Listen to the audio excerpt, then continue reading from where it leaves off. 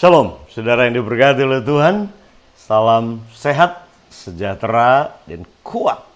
Kiranya shalom dari Tuhan melimpah menjaga hati dan pikiran saudara setiap hari. Shalom, yang artinya diberkati, dilepaskan, dilindungi, dan hidup dalam seluruh kepenuhan Tuhan dan berkat-Nya. Kiranya itu menyertai saudara hari ini. Nah, kita lanjutkan series kita dalam Growing in Intimacy with the Lord, bertumbuh dalam keintiman kita dengan Tuhan. Dan kita ada pada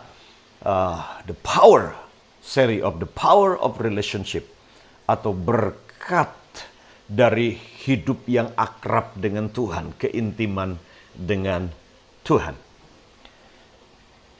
Berkat dari keintiman dengan Tuhan yang kedua adalah ini. Saudara akan hidup di dalam kuasa dan kemuliaannya. Hidup dalam kuasa dan kemuliaannya. Semua menginginkan kuasa. Semua menginginkan kemuliaan ini. Tapi itu tidak datang dengan sendirinya. Itu datang oleh karena hubungan yang pribadi, hubungan yang akrab, hubungan yang intim dengan Tuhan. Kita akan baca ayatnya dari Lukas pasal yang keempat. Lukas pasal yang keempat, ayat yang ke-6 mulai. Ini adalah waktu Yesus dia dicobai.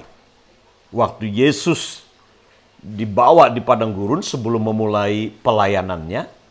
Ya, dalam ayat yang ke-6, ayat yang ke-5 mulai. Ayat yang ke-5. Jadi setan mencoba Yesus di padang gurun. Kita tahu itu, ya. Kita bisa baca dari ayat sebelumnya. Selalu ingat ini, setan tidak punya strategi lain untuk menjatuhkan kita, mencobai kita, kecuali lewat 3 hal ini. Nafsu daging kita, keinginan daging. Ubah batu itu menjadi roti. Nah, itu makanan jasmani buat daging kita. Kemudian yang kedua adalah setan datang kepada Yesus dan dia bilang, jatuhkan dirimu dari hubungan bait suci. Karena ada tertulis, dia akan kirim malaikat untuk menjaga kamu. Baru kemudian yang ketiga, dia tunjukkan kerajaan dunia dengan kemuliaannya. So, intinya 3 hal ini. Keinginan mata, nafsu daging, dan kesombongan dan keangkuhan hidup. Ini musuh yang paling utama, musuh pertempuran yang paling utama. Nah, lihat bersama-sama dalam ayatnya yang ke-5. Kemudian ia membawa Yesus ke suatu tempat yang tinggi. Dan dalam sekejap mata, ia memperlihatkan kepada Yesus semua kerajaan dunia. Semua kerajaan dunia. Kata iblis kepadanya, segala kuasa itu serta kemuliaannya akan kuberikan kepadamu. Perhatikan kalimat itu. Segala kuasa itu serta kemuliaannya akan kuberikan kepadamu, sebab semuanya itu telah diserahkan kepadaku. Dan aku memberikannya kepada siapa saja yang ku kehendaki. Jadi, ayat yang ke-7. Jikalau engkau menyembah aku, seluruhnya itu akan menjadi milikmu. Tapi Yesus berkata kepadanya, ada tertulis engkau harus menyembah Tuhan Allahmu, dan hanya kepada Dia sajalah engkau berbakti. Perhatikan di sini, setan datang kepada Yesus, mencoba Yesus, dan dia perlihatkan dunia dengan kerajaannya, kemuliaannya, kekayaannya, kemewahannya. Setan perlihatkan itu. Dan kemudian setan berkata, Yesus, kamu bisa memiliki semua itu dalam waktu sekejap. Caranya bagaimana? Gampang. Sujud menyembah aku. Sujud menyembah aku. Jadi ada kaitan erat antara sujud menyembah, sujud menyembah si iblis dengan kita memiliki seluruh kerajaan dunia, kuasa dan kemuliaan dunia ini. Kaitannya worship dengan power tadi. Penyembahan dengan kuasa.